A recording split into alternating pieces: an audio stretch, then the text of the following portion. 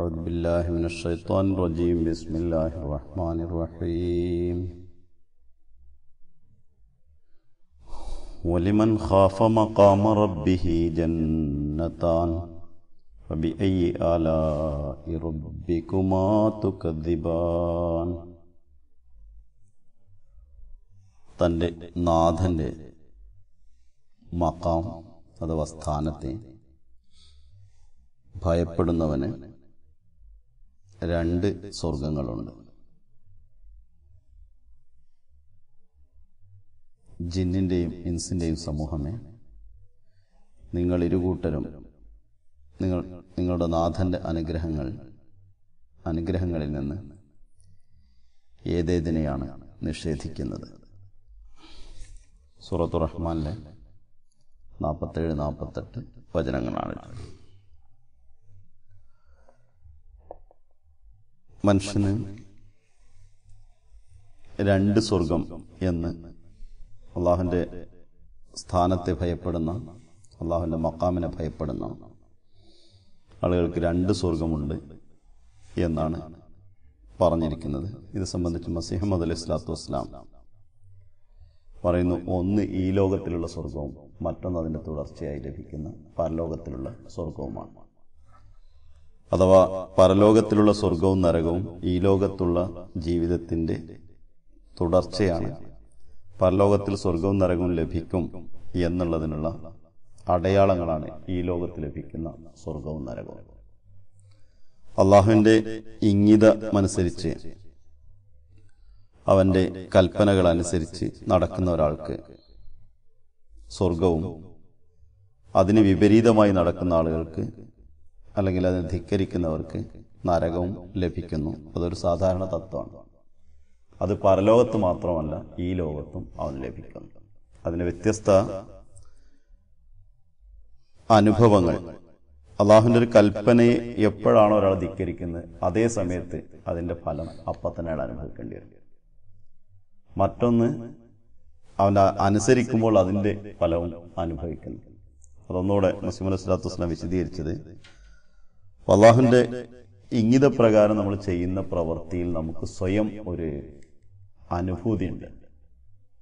ഒരു കുട്ടിക്ക് പാല് കൊടുക്കുമ്പോൾ ആ കുട്ടി വലുതായി വേറെന്തെങ്കിലും അതിന് ചെയ്യണം എന്നൊന്നും ആലോചിച്ചിട്ടല്ല, ആ പാല് കൊടുക്കുന്നതിൽ മാതാവിന് സ്വന്തം ഒരനുഭൂതിയുണ്ട്.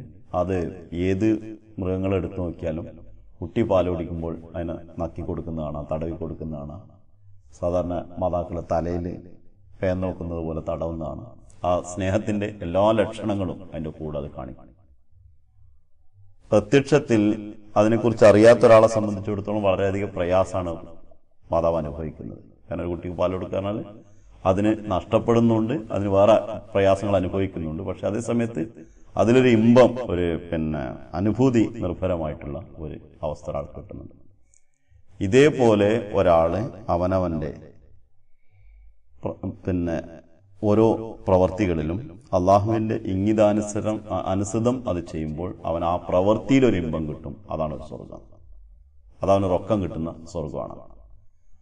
അപ്പോൾ അടുത്ത ലോകത്ത് നരകാണോ സ്വർഗാണോ കിട്ടുന്നത് എന്നതിന് അവൻ ഏത് പ്രവൃത്തിയെക്കുറിച്ചും, താൻ സ്വർഗത്തിലേക്കുള്ള പ്രവൃത്തിയാണോ നരകത്തിലേക്കുള്ള പ്രവൃത്തിയാണ് ചെയ്തത് എന്നതിന് ഉടനെ തിരിച്ചറിയുന്ന ഒരു സംഗതി ആ പ്രവൃത്തിയിൽ ഇമ്പം ഉണ്ടോ ഇല്ലേ എന്നുള്ളതാണ്. അപ്പൊ നമസ്കാരത്തിൽ അതിന്റെ അടുത്ത അനുഭൂതി എന്നുള്ളത് ആ നമസ്കാരം അവന് സ്വർഗത്തിലേക്ക് എത്തിക്കും എന്നതിന്റെ ലക്ഷണവും. നമസ്കാരത്തിൽ അനുഭൂതി ഇല്ലായ്മ, അത് ഞാൻ പൂർണ്ണമായ അർത്ഥത്തിലല്ല, അത് നരകത്തിന്റെ ഒരു ലാഞ്ചനയുമാണ്. കാരണം നമസ്കാരത്തിൽ അശ്രദ്ധരായവർക്കാണ് നരകം, വൈലെന്ന നരകമെന്ന് ഖുർആനും എടുത്തു പറയുന്നുണ്ട്. അപ്പോൾ ഇതേപോലെ ഓരോ പ്രവൃത്തിയിലും ഒരു ഇമ്പം മനുഷ്യനുണ്ടാവുമ്പോൾ അതിൽ അവൻ ആദ്യം കിട്ടുന്ന സ്വർഗവും, അടുത്തത് അതിന്റെ ഫലമായിട്ട് ഈ ലോകത്ത് തന്നെ അവന് ആദ്യം കിട്ടിയത് റൊക്കം സ്വർഗം, അതിനുശേഷമുള്ളത് ലഭിക്കുന്നു. ഇതേ അവസ്ഥ തന്നെയാണ് അവന്റെ ജീവിതത്തിലുടനീളം അടുത്ത ലോകത്തും അവൻ ലഭിക്കുന്നത്. പരലോകത്തും ഇതേപോലെ അവന് രണ്ട് ഘട്ടങ്ങൾ സ്വർഗത്തിന്റെ അവൻ അനുഭവിക്കേണ്ടി വരും. മൊത്തത്തിൽ ഈ ലോകവും പരലോകവും എന്ന നിലയിൽ രണ്ട് സ്വർഗങ്ങളും, ഈ ലോകത്ത് തന്നെ സ്വർഗത്തിന്റെ രണ്ട് ഘട്ടങ്ങളും, അവന്റെ അനുഭൂതിയും അതിനു ശേഷം ലഭ്യമാകുന്ന പ്രതിഫലവും. അതേപോലെ പരലോകത്ത് മനുഷ്യൻ ചെല്ലുമ്പോൾ ബർസഖിന്റെ കാലഘട്ടത്തിൽ അവന് ലഭിക്കുന്ന ഒരു സ്വർഗം, സ്വർഗത്തിന്റെ അനുഭൂതി, ആ ഒരു ഇമ്പം, അതിനുശേഷം അതിന്റെ അടുത്ത കാലഘട്ടത്തിൽ ലഭിക്കുന്ന മറ്റൊരു അനുഭൂതി. മർഹൂം നിമൽ സാഹിബ് ഒരിക്കൽ ഒരു തമാശയില് വീടി വലിക്കണം സ്വർഗത്ത് പോവോ ഇല്ലെന്നൊരാൾ ചോദിച്ചു. പറഞ്ഞു സ്വർഗത്ത് പോയാലും പോയില്ലേലും നരകത്തിൽ എന്തായാലും പോകേണ്ടി വരുന്നു. കാരണം ഇവിടുന്ന് ചെന്നാല് അവിടെ ചെന്നാൽ സ്വർഗത്ത് വീടി തീയെത്തിക്കണല്ലോ, അതിനെന്തായാലും നരകത്ത് പോകാതെ തീയെത്തിക്കാൻ പറ്റില്ല എന്ന് പറഞ്ഞു. ഇതേപോലെ ഓരോ കാര്യത്തിലും അവന് അത് ഒപ്പം തന്നെ നരകത്തെ കാണുന്ന ഒരവസ്ഥ എന്തായാലും ഉണ്ടായിരിക്കും, അതിന്റെ അനുഭൂതിയായിരിക്കും. ഈ സൂറത്ത് റഹ്മാൻ ആയതുകൊണ്ട് എൻ്റെ ഒരു കാര്യം കൂടി സാധാരണ എല്ലാവരും മനസ്സിലുണ്ടാകുന്ന ഒരു സംശയമാണ്. ഞാൻ മറ്റേതോ സമയത്ത് അതിനെ കുറിച്ച് പറഞ്ഞത് എനിക്ക് ഓർമ്മല്ല. ഇതിൽ ഫബിഐ അലായ റബ്ബിക്കുമാ തുക്കദീബാൻ എന്ന് ആവർത്തിച്ച് വരുന്നുണ്ട്. ഇതിനെക്കുറിച്ച് ഹസരത്ത് ഗുലാം റസൂൽ രാജഗി റളിയല്ലാഹു തആല അൻഹു ഒരിക്കൽ പറഞ്ഞ സംഗതി, ഈ ആവർത്തനത്തിൽ റഹ്മാനായ അള്ളാഹുവിനെ പരിചയപ്പെടുത്തിക്കൊണ്ടാണ് തുടങ്ങുന്നത്. അതിന്റെ തുടക്കത്തിൽ ഫബിഐ അലായ റബ്ബിക്കുമാ തുക്കദീബാൻ എന്ന് തുടങ്ങുന്നത് ഫസ്റ്റ് ആയത്ത് വൽ ഹബ്ബുൽ അസ്ഫി വർ റൈഹാൻ എന്ന് പറയുന്ന 13ാമത്തെ ആയത്ത് വരെയാണ്. ഈ 13ാമത് ആയത്ത് വരെയുള്ള പ്രയോഗങ്ങളിൽ മനുഷ്യന്റെ ജീവിതത്തിൽ ഒരിക്കലും ഒഴിവാക്കാൻ പറ്റാത്ത 6 ഘടകങ്ങളെ ആണ് എടുത്തു പറഞ്ഞിട്ടുള്ളത്. അതിൽ അവന്റെ ഭക്ഷണവും പാനീയങ്ങളും, അവന്റെ ഭാഷണവും അതിനെ വ്യക്തമാക്കാനുള്ള കഴിവും, അതായത് ഭാഷണകലാരണം സംസാരിക്കാനുള്ള ഒരു ഭാഷ, അത് ഭാഷ മാത്രമല്ല അത് വർത്തമാനം പറഞ്ഞ് ഫലിപ്പിക്കാനുള്ള അവന്റെ കഴിവ്. മറ്റൊന്ന് അവന്റെ വായു, വേറൊന്ന് അവനുള്ള ഉറക്കം. ഈ 6 കാര്യങ്ങൾ ഒരു മനുഷ്യൻ ലഭിക്കാവുന്ന സ്വർഗമാണ്. ആ സ്വർഗത്തിന്റെ ഏറ്റവും അവിഭാജ്യ ഘടകവും അവനൊരിക്കലും അവന് മാറ്റി നിർത്തി അവൻ നരകത്തിൽ പെടുന്ന ഒരു സംഗതിയാണ്. ഈ 6 പറഞ്ഞുകൊണ്ടാണ് ഫബിഐ അലാ റബ്ബിക്കുമാ തുടങ്ങുന്നത്. ഈ 6 കാര്യങ്ങളും അവന്റെ ജീവിതത്തിൽ ഒരു നിമിഷം പോലും ഒഴിവാക്കാതെ എല്ലാ സമയത്തും ആവർത്തിച്ച് അവന് വരുന്ന കാര്യങ്ങളുമാണ്. ഈ ആവർത്തനമാണ് അവന്റെ ജീവിതത്തിന്റെ, അതിൽ ആവർത്തനത്തിൽ കുറച്ച് കുഴപ്പമുണ്ടായിട്ടുണ്ടെങ്കിൽ അവന്റെ ജീവിതം തകരാറാവും. മനുഷ്യന്റെ ജീവിതത്തിലെ എല്ലാ അവയവങ്ങളും ആവർത്തനാണ്. പ്രകൃതിയിലെ എല്ലാ സാധനങ്ങളിലും ആവർത്തനമാണ് കാണുന്നത്. അത് ഇലകളിൽ നോക്കിയാലും മറ്റെന്തിലും നോക്കിയാലും ആവർത്തനമുള്ളത്. മനുഷ്യന്റെ അവയവങ്ങളിലും ആവർത്തനമാണുള്ളത്. അവയവങ്ങൾ ഏതെങ്കിലും ആവർത്തനങ്ങളിൽ, ഇപ്പൊ പല്ല്, അതേപോലെ ബാക്കിയുള്ളതൊക്കെ കൈകാല്, ഇതൊക്കെ ആവർത്തനം കാണുന്നെങ്കിൽ ആവർത്തനം ഇല്ലാത്ത അവന്റെ വായനയോ അതല്ലെങ്കിൽ ആവ്യത്തിൽ ഏതെങ്കിലും അവയവങ്ങൾ ഉണ്ടെങ്കിൽ അതിന്റെ പ്രവർത്തനങ്ങളിൽ ആവർത്തനമുണ്ട്. ഇത് പറഞ്ഞതിന് ശേഷം ഗുലാം റസൂൽ റളിയല്ലാഹു പറഞ്ഞ മറ്റൊരു സംഗതി, 33 പ്രാവശ്യമാണ് 31 പ്രാവശ്യമാണ് ഈ സൂറത്തിൽ ഫബിഐ അലാ റബ്ബിക്കുമാ തുക്കദീബാൻ എന്ന് പറഞ്ഞിട്ടുള്ളത്. അതിനു മുമ്പ് ഖുർആനിൽ ഇതിന്റെ വിവരിക്കുന്ന മറ്റൊരു സംഗതി, അവന്റെ വശംസ് വൽഖമർ ബിഹുസ്ബാൻ, സൂര്യനും ചന്ദ്രനും അതിന്റെ ഒരു നിശ്ചിത ഭ്രമണപഥങ്ങളിലൂടെ ചുറ്റിക്കൊണ്ടിരിക്കുന്നു. അത് മുഖേനയാണ് മനുഷ്യൻ അവന്റെ ദിവസങ്ങൾ എണ്ണുന്നത് എന്നും തുറന്നു പറയുന്നത്.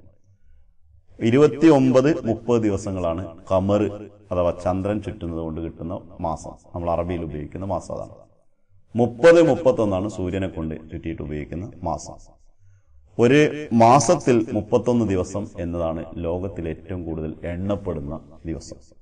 ഖുർആൻ ഇറങ്ങിയതിന് ശേഷം പിൽക്കാലത്ത് വന്ന കാലങ്ങളിൽ, ഇനി അങ്ങോട്ട് പോകുന്ന കാലങ്ങളിലും എണ്ണുന്നത് 31 ദിവസങ്ങളാണ് മാസത്തിന്റെ പൂർണ്ണതയിൽ എണ്ണി വരുന്നത്. അത് ഖലീഫത്തുൽ മസീഹ് സാനി റളിയല്ലാഹു തആല അൻഹു കലണ്ടർ ഉണ്ടാക്കുമ്പോൾ ആ 31 മാസത്തിന്റെ കലണ്ടർ പ്രത്യേകിച്ച് ഇസ്ലാമിക കലണ്ടറോടെ ഉണ്ടാക്കി. അഹമ്മദിയത്തിന്റെ വിജയത്തോടുകൂടി ആ കലണ്ടർ ആയിരിക്കും 2ാമത് ഉപയോഗിക്കുന്നത് എന്നുകൂടി സാനിയുടെ പ്രവചനമുണ്ട്. സാധാരണ ഷംസി ഖമരി ഹിജ്രി ഷംസി കലണ്ടർ എന്ന നിലയിൽ ഹിജ്റത്തിന് ശേഷമുള്ള വർഷങ്ങൾ എണ്ണുമ്പോൾ ആ എണ്ണുന്ന വർഷത്തിന് അവിടെ നിന്നാണ് അതിന്റെ കൊല്ലങ്ങൾ എണ്ണുന്നത്. എണ്ണുന്നതിന് എണ്ണപ്പെടുന്ന ക്രിസ്ത്യാനി ക്രൈസ്തവതയുടെ ഇതനുസരിച്ച് എണ്ണി വരുന്ന ആ കൊല്ലത്തിൽ നമ്മൾ ജനുവരി ഫെബ്രുവരി എന്ന് എണ്ണുന്നതിന് പകരം നമ്മളുടേതായിട്ടൊരു മാസം കൂടെ, അതായത് ഇസ്ലാമിക ചരിത്രത്തിൽ സവിശേഷമായി കാണപ്പെടുന്ന ചില സംഭവങ്ങൾ എടുത്തുകൊണ്ട് മാസങ്ങളുടെ പേര് കൊടുത്ത് ആ പേര് കൊടുത്തുകൊണ്ട് അതിൽ 30-31 എണ്ണങ്ങളാണ് വെച്ചിട്ടുള്ളത്. അപ്പൊ ലോകത്ത് നിലനിൽക്കുന്ന ഒരു പൂർണ്ണതയുടെ മാസത്തിന്റെ എണ്ണം 31. ഇതിൽ രാജഗിരി പറയുന്നത് ഇതിൽ എണ്ണിയിട്ടുള്ളതിന്റെ പൂർണ്ണതയും 31. ഒരു മനുഷ്യനെ ചില കാര്യങ്ങൾ ഒരു പ്രാവശ്യം പറഞ്ഞാൽ മനസ്സിലാവും, അല്ലെങ്കിൽ 2 പ്രാവശ്യം പറഞ്ഞാൽ മനസ്സിലാവും, ചില സമയത്ത് പല പ്രാവശ്യം ആവർത്തിക്കേണ്ടി വരും. അതുപോലെ വെള്ളം എടുക്കുന്ന സ്ഥലത്ത്, ഭൂമിയിൽ ഒരു സ്ഥലത്ത് 1 മീറ്റർ പോയാൽ കിട്ടും, 2 മീറ്റർ പോയാൽ കിട്ടും, ചില സമയത്ത് കൂടുതൽ ആഴത്തിൽ പോകേണ്ടി വരും. അപ്പോഴാണ് യഥാർത്ഥത്തിലുള്ള വെള്ളം കിട്ടുന്നത്. മനുഷ്യന്റെ പ്രകൃതത്തെ തട്ടി ഉണർത്തുന്നതിന് വേണ്ടി ഒരു പൂർണ്ണമായിട്ട് 31 പ്രാവശ്യം ഒരാൾ ആവർത്തിച്ച് പറയുമ്പോൾ അവന്റെ പ്രകൃതം തട്ടി ഉണർത്തപ്പെടും. അതിന്റെ അപ്പുറം അവന് ആവശ്യം വരില്ല എന്നുള്ള പോലെ പറയുന്നത്. സാധാരണ നമ്മൾ 33, 32, 31 ഒക്കെ സലാത്തിന് വേണ്ടിയിട്ടും ഉപയോഗിക്കാറുണ്ട്. അപ്പോൾ ആവർത്തിച്ച് മനുഷ്യന്റെ പ്രകൃതത്തെ ഉണർത്തേണ്ടത് അവന് ആവശ്യമാണ്. അള്ളാഹുവിന്റെ റഹ്മാനിയത്തിന്റെ ഒരു ഗുണം ലോകത്ത് ഇതിന്റെ ആവർത്തനവും പ്രവാചകന്മാർ മുഖേന ഉണ്ടായിക്കൊണ്ടിരിക്കുന്നുണ്ട്. മറ്റ് ഒരു സംഗതി കൂടെ ഉള്ളത്, മനുഷ്യന്